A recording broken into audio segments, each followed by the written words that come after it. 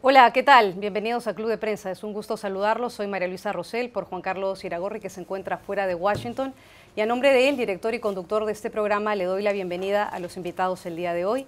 En primer lugar, a Bricio Segovia, corresponsal de France 24, bienvenido. Hola, buenos días. También a José López Zamorano, José Díaz Briceño, perdón, tenemos dos Josés que son invitados. José Díaz Briceño, corresponsal de Reforma, y también a Pablo Pardo, corresponsal del diario El Mundo de España. Gracias a los tres. Gracias. Bueno, vamos a comenzar con Cuba. Ustedes ya han estado viendo en sus pantallas la transmisión exclusiva en vivo y en directo que están realizando varios canales, NTN 24 también, sobre este histórico día en Cuba por la transición de mano, este relevo generacional que ocurre el día de hoy en Cuba. Raúl Castro, de 86 años, cede el mando al vicepresidente Miguel Díaz-Canel, de 57 años. Un relevo generacional, pero en Cuba no van a haber grandes cambios, por lo menos no se espera que eso ocurra. Seguirá siendo el mismo sistema económico, el mismo sistema político, las mismas restricciones a las libertades. Raúl Castro además va a seguir siendo hasta el 2021 el primer secretario del Partido Comunista de Cuba, que es el organismo que rige todas las decisiones políticas y económicas que afectan a los cubanos. El evento de traspaso que se está llevando a cabo ocurre justo también en la fecha que coincide con el intento de desembarco en Bahía de Cochinos de los exiliados que eran apoyados por Estados Unidos en 1961. Miguel Díaz-Canel fue propuesto como el único candidato a la presidencia y votado por los 605 diputados. La aprobación se confirmó el día de hoy y con eso se confirma ya su presidencia, el día oficial del día de hoy. Es la primera vez que un presidente en Cuba en medio siglo no lleva el apellido Castro. Así que les vamos a pedir a nuestros invitados que nos expliquen cuál es el simbolismo de este traspaso, qué significa para los cubanos en el día a día y qué se puede esperar de Miguel Díaz-Canel ahora como nuevo presidente, en particular en lo que se refiere a las relaciones con los Estados Unidos. Pablo, usted estuvo cuando el presidente Obama viajó para esta apertura de relaciones diplomáticas entre los dos países. Ahora viene un relevo generacional, como lo hemos dicho. ¿Qué puede pasar en el corto y en el largo plazo en Cuba a partir de ahora? Bueno, yo creo que cualquiera que intente descifrar un poco lo que pasa en Cuba se equivoca, porque es un régimen que sigue siendo tremendamente cerrado, en el cual es muy difícil saber lo que está pasando dentro. Lo que sí que parece, digamos, es que dentro de la continuidad del régimen se está cumpliendo, digamos, el diseño de Raúl Castro, tal vez más que el de Fidel. Es un modelo, digamos, se ha comparado mucho a Raúl Castro con Deng Xiaoping, que fue secretario del Partido Comunista Chino, que es el que puso a China en el camino de las reformas. Yo no sé hasta qué punto Raúl Castro ha tenido el éxito o ha sentado las bases de una manera tan sólida como lo sentó Deng Xiaoping, entre otras cosas porque Deng estuvo más tiempo en el poder. Nunca Raúl tuvo durante bastante tiempo la sombra de su hermano sobre él, etc. También es verdad que Deng Xiaoping soltó los tanques a la calle para asesinar a miles de personas en Tiananmen. Raúl Castro no ha tenido que hacerlo, aunque no me cabe la menor duda de que si por preservar el papel del Partido Comunista lo haría sin ningún problema. Entonces yo creo que, bueno, que ahora mismo se trata más una promoción que una verdadera transición o una sucesión. Es decir, la dinastía de los Castro se acaba en parte por imperativo biológico, después de 59 años más o menos en el poder. Creo que es una cifra bastante respetable, pero al margen de esto yo no sé qué otros cambios va a haber. Es decir, en los últimos años en Cuba, por ejemplo, el carisma que tenía Fidel Castro nadie se lo ha atribuido nunca a Raúl Castro. Digamos que el país ha ido moviéndose más hacia una tecnocracia, y una tecnocracia muy basada sobre todo en el modelo vietnamita. A ellos lo que les ha gustado mucho es el modelo vietnamita. Todo esto parece que continúa en esa dirección. Ahora bien, cuestiones como la apertura política, cuestiones como la democracia, etcétera, siguen sin estar siendo planteadas ni lo más mínimo. De hecho, incluso podemos decir, con Raúl Castro se produjo una cierta apertura, un poco como con Deng Xiaoping. No pasó una cosa como Tiananmen, pero sí que ha habido más protestas y a consecuencia sí que ha habido más represión. Con lo cual, digamos, Cuba yo creo que lleva bastantes años en el limbo político y por ahora parece que el intento del Partido Comunista, que tiene el monopolio del poder, es que siga en el limbo.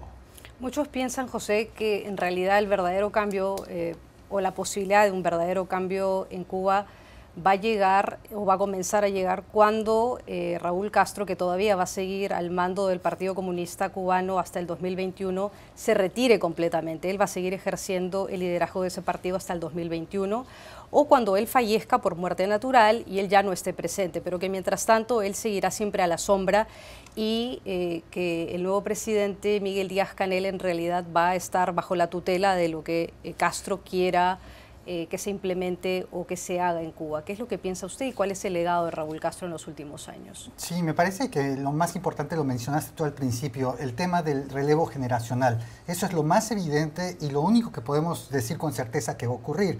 Un primer presidente de Cuba que nació después de la Revolución Cubana, eso es un hecho, y es otra generación. Sabemos ya por todos los relatos que Díaz-Canel se ha caracterizado por subir a la sombra de Raúl Castro sin hacer mayores olas. No se le conocen ideas propias francamente innovadoras. Y como en cualquier proceso de llegada al poder, sin duda la continuidad será el primer signo que aparezca. No se espera en principio que haya grandes reformas inmediatamente llegando al puesto. Pero sí, el legado, bien decía Pablo, que hubo un tímido intento de reformas, la cuestión de ya no tener que pedir permiso de salida de Cuba, también la cuestión de la autorización de pequeños cuentapropistas para hacer negocios a muy baja escala, que después fue limitado abruptamente, pero también en el propio discurso que pronunció Díaz-Canel se refirió a la apertura, al restablecimiento de relaciones diplomáticas con Estados Unidos. Sin duda, pues Pablo estuvo en ese momento ahí, pero sin duda fue el momento más importante de la presencia de Raúl Castro al frente de Cuba, pero ocurrió, y con, entre comillas, muy mala suerte para él, en un momento pues, que internacionalmente al final de cuentas terminó retrocediendo, en el sentido de que llegó Donald Trump a la presidencia, se están restringiendo cada vez más los canales de comunicación que se abrieron con Obama y hay mucha colaboración de todas maneras en cuestiones antidrogas y de otras maneras, pero la apertura se cerró al mismo tiempo que otro de sus países garantes, básicamente Venezuela, pues está en un colapso económico bastante fuerte. Y entonces el contexto internacional no ayuda mucho a Díaz-Canel, no se podrá salir mucho de, pues básicamente de los renglones de Raúl Castro que ya le dejó, pero la pregunta es, ¿hacia dónde va ahora en un momento en el que hay incertidumbre fuera y que no se le permite avanzar demasiado adentro? Patricio, hace unos instantes Miguel Díaz-Canel le rendía tributo a Fidel Castro, en primer lugar, también lo hacía a su hermano Raúl Castro, que está presente en esa ceremonia, y recordaba un poco el legado de Raúl Castro, que tuvo que asumir en el 2006 cuando Fidel Castro se puso muy enfermo, y dijo que él era un referente del comunismo, que lo seguirá siendo, que él había participado en el proceso de paz con Colombia. Recordemos que Cuba tuvo un rol muy importante en ese proceso de paz con las FARC. Y también habló de los países caribeños y dijo que Cuba siempre había defendido a los países caribeños y que Raúl Castro lo había enfatizado en estos últimos años de gestión. ¿Cómo se le va a recordar a Raúl Castro ahora que pasa un poco a la sombra? Bueno, me lo decían ya mis compañeros, Raúl Castro no ha conseguido superar el carisma que tenía su hermano, por lo tanto pasará como aquel que pues finalizó la era Castro en la presidencia de Cuba. Hablábamos también de democracia. Bueno, yo creo que democracia es un término que debemos entrecomillar muchísimo en un país donde el presidente es elegido por el mismo Parlamento y donde no hay una oposición fuerte y cuando la hay se intenta reprimirla. Por lo tanto, puntualicemos eso para empezar. Y también respecto al margen de maniobra que va a tener ahora Díaz-Canel, va a ser limitado porque recordemos, como bien indicabas, que Raúl Castro va a seguir ahí al mando del Partido Comunista hasta el 2021, guiando los pasos del nuevo presidente. No solamente eso, también, pese a que va a haber una cierta renovación del Consejo de Estado, solamente tenemos que echar un vistazo a los miembros que se quedan. Ramiro Valdés, 85 años, Guillermo García, 90, Leopoldo Cintra Frías, 76. Por lo tanto, ¿hay un relevo generacional? Sí, en la presidencia, pero no en todo el entorno que le va a estar rodeando y mirando muy de cerca y midiendo muy de cerca cada uno de los pasos que toma. En este mismo discurso dejaba una cosa muy clara Díaz-Canel, y es que va a mantener los principios revolucionarios. Por lo tanto, el cambio va a ser mínimo. Y como bien también comentaba Pepe, pues en esa apertura, que quizá fue lo que marcó la presidencia de Raúl Castro, la apertura o el restablecimiento de las relaciones con Estados Unidos, lo va a tener muy complicado que siga en ese camino, porque Donald Trump está en la presidencia y precisamente ha hecho lo contrario a ese camino que inició Barack Obama. Por lo tanto, no le será fácil ejecutar cambios a Díaz-Canel ni de manera interna ni tampoco por el contexto internacional, y además en lo que sí quizás se pudiera centrar algo más es en la reforma económica que inició Raúl Castro, pero es que, de nuevo, el contexto internacional no se lo pone fácil. Su principal aliado, Venezuela, está sumida en una crisis que ya pues, cada vez va a peor y lleva ya 5 años en una recesión absoluta, por lo tanto, complicado lo va a tener. Una pregunta final en este tema, Pablo, y es que durante la Cumbre de las Américas, en Lima, hace una semana, el canciller cubano, que tenía derecho a réplica en esa sesión, le respondió a Mike Pence, el vicepresidente de Estados Unidos, y le dijo: usted está mal informado, y rechazó las críticas y los comentarios que había hecho Pence, y dijo que sus referencias eran insultantes, y recordó el vacío moral del gobierno de Estados Unidos, que es muy diciente que lo diga un gobierno dictatorial como es el cubano. ¿Qué reflexión le merece eso? Bueno, es lo que llevan diciendo 59 años. Antes, en la época de Batista, probablemente también lo habrían estado diciendo. Es decir, el gobierno de Estados Unidos con Donald Trump y con Mike Pence se le puede criticar muchas cosas, pero bueno, yo creo que simplemente cuando se defiende al castrismo como un sistema político viable o digno de consideración, yo simplemente pienso en el carácter hereditario de la jefatura de Estado y de la jefatura de gobierno. O sea, que ya en sí mismo me parece un chiste. Ya no vamos a empezar con la represión, el desastre económico también, porque Cuba ha hecho un grandísimo negocio propagandístico echándole la culpa de todos sus problemas económicos a Estados Unidos y al embargo de Estados Unidos. Cuba, si el embargo se termina mañana, seguiría estando en quiebra. Es decir, sí, bueno, pues tienen un sistema sanitario mejor que el de otros países de su entorno, etcétera, etcétera. Y luego Cuba, vamos a ser honestos, han sido los chicos de los recados de la Unión Soviética, y ellos ponían los muertos. Los cubanos iban a que los mataran en Angola y en Eritrea, o bueno, en Etiopía, en África. Ellos eran los chicos de los recados. Es decir, tanto orgullo patrio que ha sacado el castrismo para al final acabar haciéndole el trabajo sucio a una potencia, no la que tienes al lado, sino otra que tienes más lejos, es bastante lamentable, dejando de lado que, bueno, también mucho internacionalismo socialista, pero al final es también mucho nacionalismo. Tiempo para una pausa comercial, ya regresamos al programa. ¿Qué tal? Volvemos al programa Club de Prensa para hablar ahora de Ecuador, las noticias que vienen desde ahí, que tienen que ver también con Colombia, porque el presidente ecuatoriano Lenín Moreno anunció ayer en una entrevista con Noticias RCN que tomó la decisión de no ser garante, Ecuador no será garante en el proceso de paz con el ELN. Le he solicitado a la canciller de Ecuador que frene esas conversaciones y que frene nuestra condición de garantes en el proceso de paz mientras el ELN no se comprometa a dejar de realizar esas actividades terroristas, dijo el presidente ecuatoriano. En un comunicado, el gobierno del Ecuador dice que la decisión es inmediata y que se mantendrá si es que la guerrilla del ELN persiste con las actividades criminales. Hay que recordar que este anuncio del gobierno ecuatoriano se da solamente días después del asesinato de 3 periodistas del diario ecuatoriano El Comercio, como parte de unas acciones que cometió un grupo de las FARC, que está al mando de Walter Artizala, alias Huacho. Esta semana el presidente del Ecuador precisamente le dio un ultimátum de 10 días a alias Huacho para que se entregue a las autoridades. ¿Qué pasará, Bricio, ahora que el Ecuador decide suspender su participación como garante en este proceso de paz en el que estaba participando con el ELN y que es vital para Colombia?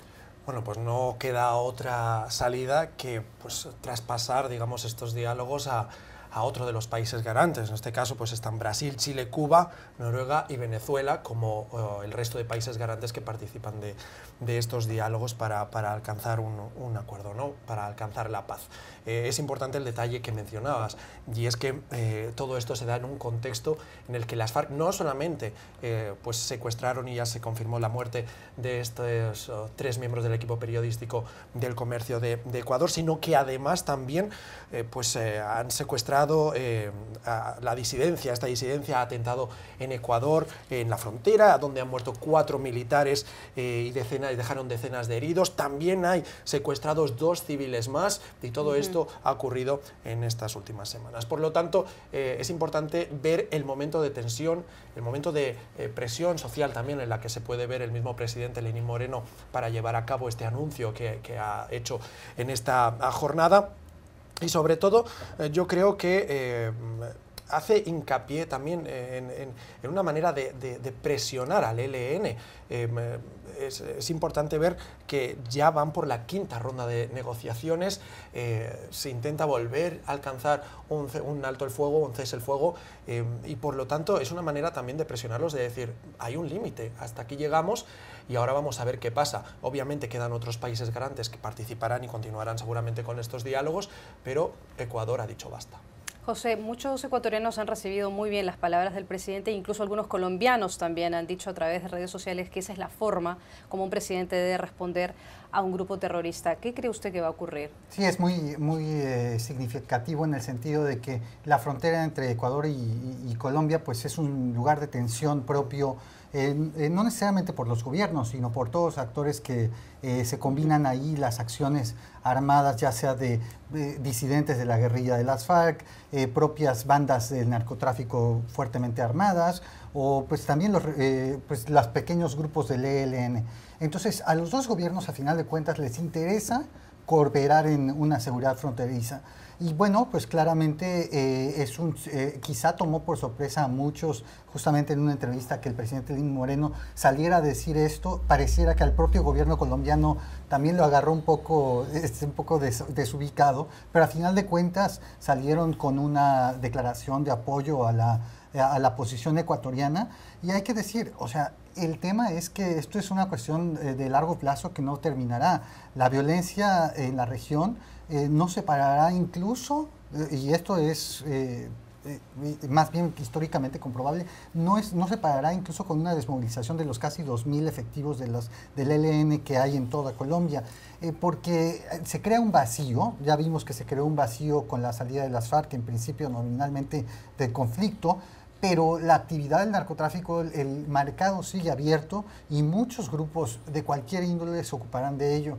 Y creo que la colaboración de los 2 militares de los 2 países en esa frontera todavía tomará pues mucha fuerza, y veremos todavía más acciones coordinadas entre los 2 gobiernos. Y no solo el narcotráfico, o sea, estamos viendo, acabamos de poner varios ejemplos de cómo las FARC están actuando todavía, incluso después de desmilitarizarse y de tomar parte en la vida política colombiana. Por lo tanto, esto lo podemos extrapolar perfectamente al ELN. Y hay que decir, esto no es un problema único de Colombia y Ecuador. Toda la región latinoamericana tiene niveles de violencia sumamente fuertes. El tema del narcotráfico está presente desde Centroamérica, México, los Andes, y es un tema que es estructural y que va a seguir siendo un tema importante a resolver en todo el continente. ¿Qué opciones ve usted, Pablo, en un contexto como el que acaban de mencionar los compañeros y en un momento en donde Colombia también se prepara para elecciones, donde la FARC participa también en ese proceso de elecciones? Bueno, las FARC participa, pero parece que van a conseguir un resultado tirando a inexistente, digamos, lo cual también confirma la teoría de que las FARC no eran un movimiento de liberación o que tenía raigambre popular. Pero lo que sí que es cierto es que, por un lado, hay que tener en cuenta que todos estos grupos, en particular el ELN, por lo que yo sé, digamos, es una amalgama de grupos, digamos, que tuvo una coherencia ideológica cuando fue fundado por un cura español, precisamente, que además fue su líder durante mucho tiempo, pero después el ELN se ha ido desintegrando. En el caso de las FARC hay una facción que no acepta el proceso de paz, pero eso también es muy común en todo este tipo de negociaciones. Es decir, recordemos, por ejemplo, cuando el IRA en Irlanda del Norte alcanzó el acuerdo, los acuerdos de Viernes Santo para abandonar la violencia, etcétera, quedó una parte que era el IRA auténtico, que puso un coche bomba en Omagh, en un pueblo de Irlanda del Norte, creo que mató a 28 personas en mitad de la calle, entre ellos, bueno, varios niños, 1 o 2 españoles, etcétera.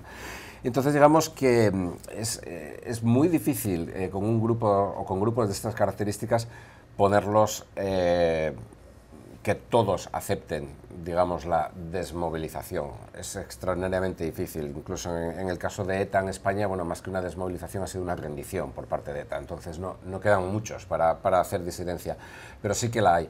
Después está también lo que comentaban mis compañeros, es decir, la cuestión del narcotráfico, etcétera. Esto también pasa en todas partes. Pasó, por ejemplo, también en Irlanda del Norte, aunque a un nivel más pequeño. Es decir, la transferencia entre delincuencia común y delincuencia política muchas veces es un poco ambigua. Vamos, recomendaría a la gente que viera, no sé, la película La batalla de Argel, por ejemplo, donde se ve como un delincuente normal acaba convirtiéndose en un guerrillero. Entonces, es muy difícil, digamos, negociar. Y recordemos que con las FARC, Colombia, bueno, ahora todos recordamos la desmovilización, el acuerdo de paz de hace 1 año y medio aproximadamente, pero Colombia empezó a negociar con las FARC, yo creo que como en el año 2000, 2001, una cosa así. O sea, es un proceso estrepitosamente largo. Lo que sí que me ha sorprendido, digamos, que también lo comentaban mis contertulios, es la dureza de Ecuador y cómo Ecuador, digamos, ha entrado en una cuestión que es, bueno, fundamentalmente colombiana, aunque ellos tienen, digamos, una parte porque les toca, pero han entrado de una manera muy dura y muy clara, lo cual yo creo que es verdaderamente lo que nos ha sorprendido a todos, incluso a los colombianos, ¿no? ¿Qué va a pasar ahora? ¿Van a buscar otra sede? ¿Va a afectar esto al ELN en el sentido de que a lo mejor, bueno, nos quedamos sin interlocutores para llevar a cabo un proceso de paz como Dios mande? Y luego el hecho de que hay elecciones en Colombia y tal vez, no lo sabemos, la próxima presidencia de Colombia no sea tan proclive a los acuerdos de paz.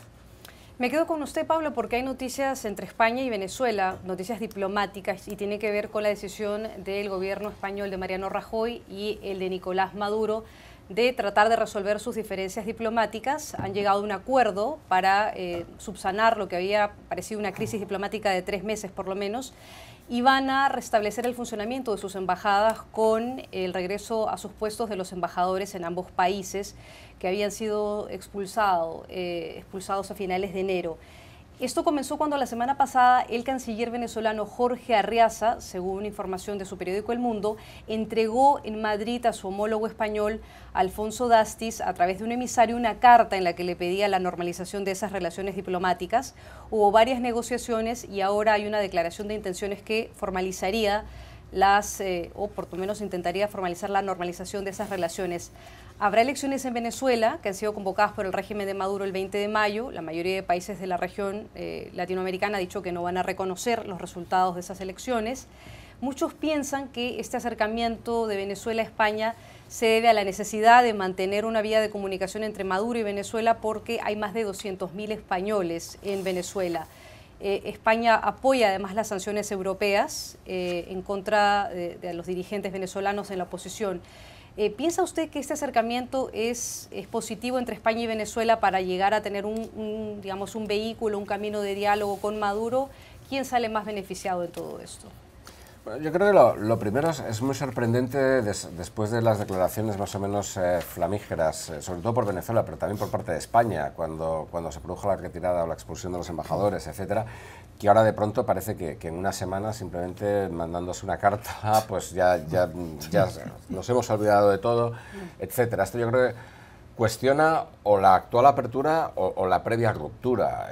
Yo creo que también en la previa ruptura, como tú comentabas, hubo un componente que era, digamos, Venezuela acababa de ser objeto de sanciones de la Unión Europea y Venezuela quería, bueno, pues, reafirmarse y oponerse a esas sanciones. Es decir, en ese caso, España era, digamos, un país perfecto, porque a otros países de la Unión Europea les va mucho menos en Venezuela. España y Venezuela tienen muchos vínculos, no solamente por los españoles que viven en Venezuela, sino también porque cada vez más venezolanos viven en España.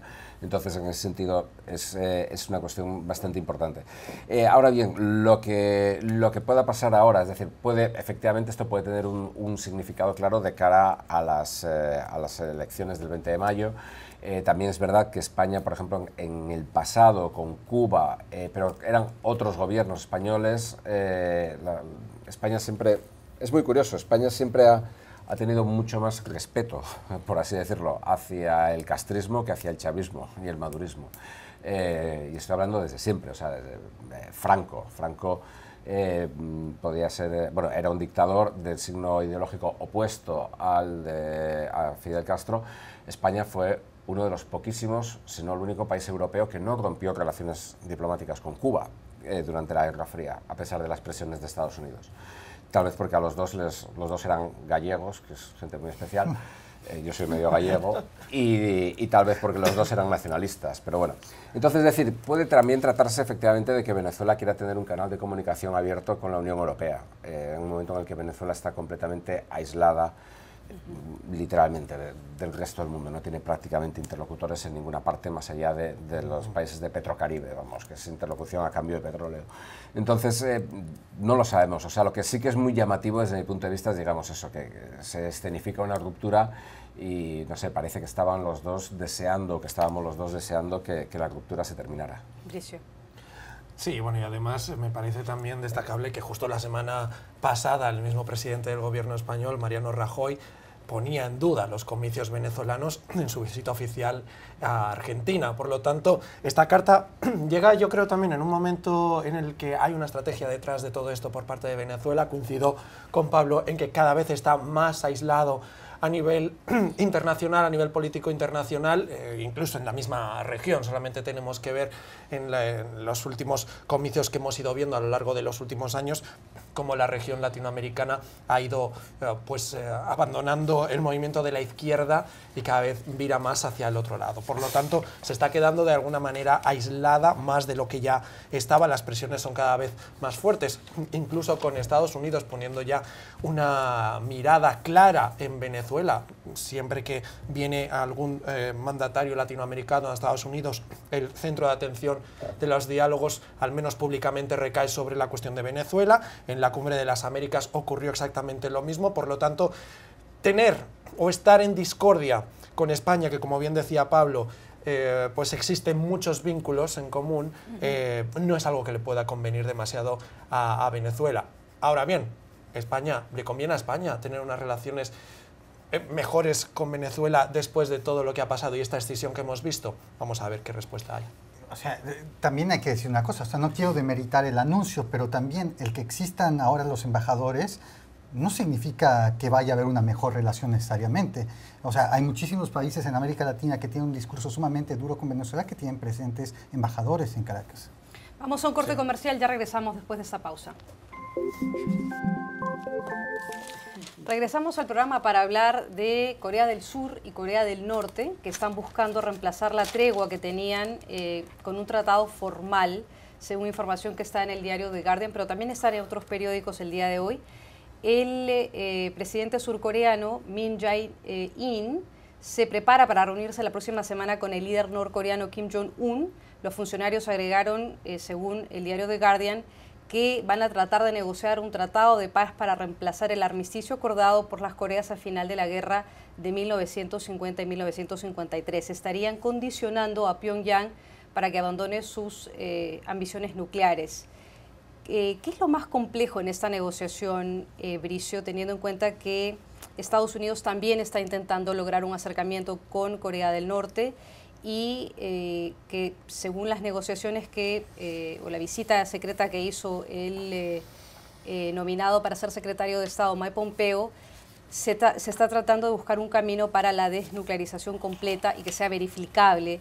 ¿Qué opciones tienen tanto Corea del Sur como Estados Unidos en lograr un acercamiento con Corea del Norte? Mira, pues yo creo que lo más complejo y quizá también el canal conductor para alcanzar algún tipo de acuerdo es Estados Unidos.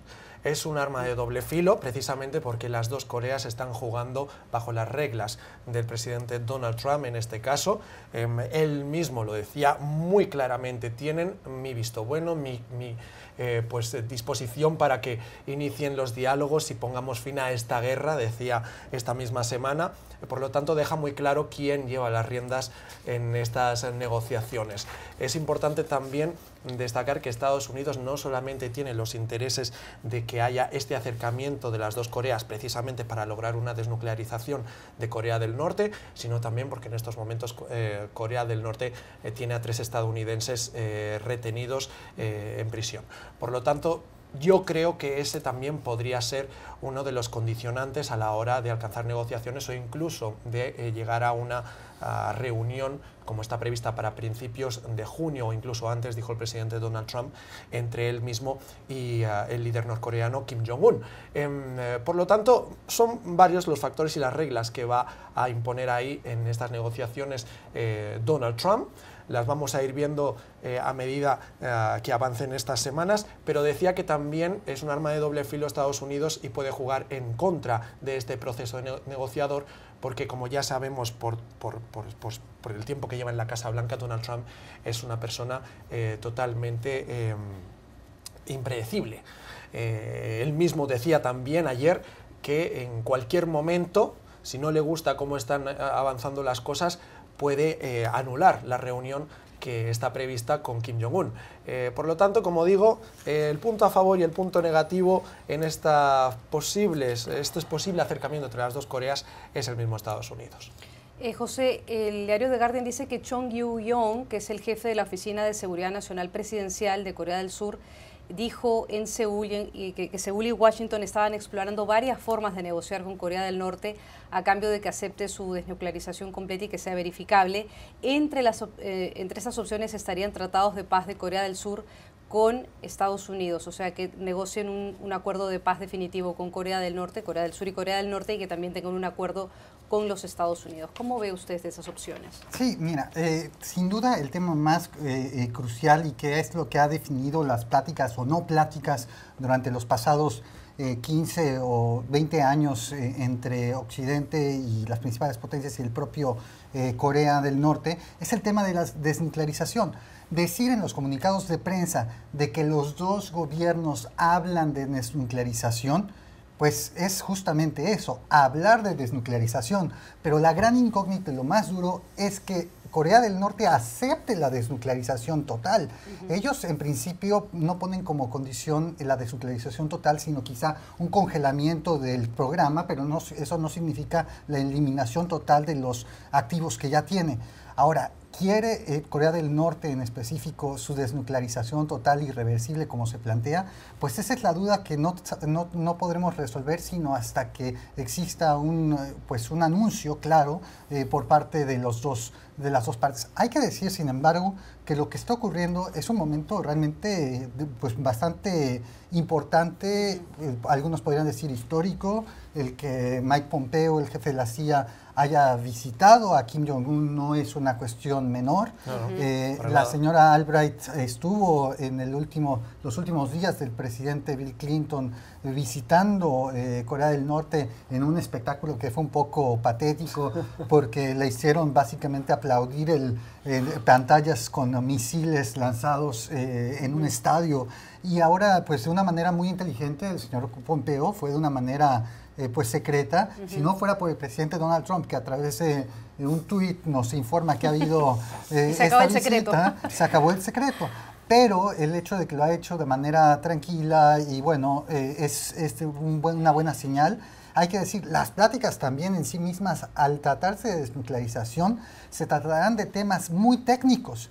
Hay mucho seguimiento de cuestiones de cómo se reducen estos arsenales nucleares, que el propio Trump no parece tener en la cabeza. Él pareciera que solo va por el acuerdo político si es que se logra, pero es una cuestión que él debe aprender. Debe haber unos briefings de seguridad bastante intensos sobre qué significa distintos modelos de bombas nucleares, que no sé si el presidente Trump tenga la paciencia, y él mismo puede ser el propio promotor de que se caigan las negociaciones al no entender el detalle de estas. Esa es una de las preocupaciones que creo que hay en Washington.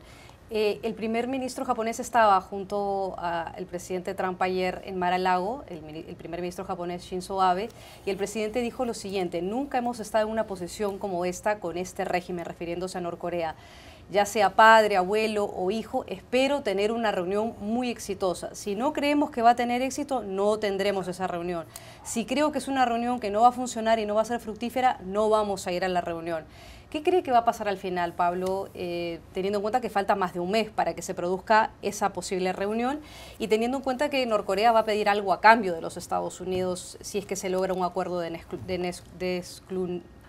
dígalo usted. Desnuclearización. Desnuclearización, exacto. ¿Qué cree que va a ocurrir? No lo sé, la verdad que todo esto es muy sorprendente. Por un lado, yo no acabo de comprender muy bien qué tiene Corea del Norte que ganar con una desnuclearización. Es decir, toda la política exterior de Corea, o toda la política de defensa exterior de prácticamente todo de Corea, en los últimos 25 años ha sido desarrollar un programa nuclear. En 1994 hubo un acuerdo más o menos que era intercambiar, digamos, a cambio de ayuda alimentaria y humanitaria, porque en Corea del Norte la gente se estaba muriendo de hambre tras el colapso de la Unión Soviética, que era el país que mantenía a Corea del Norte y todavía no se habían convertido en una colonia de China, como ahora eran una colonia soviética, para dejar su programa nuclear. No lo dejaron, lo mantuvieron, etcétera. Sabemos que continuó.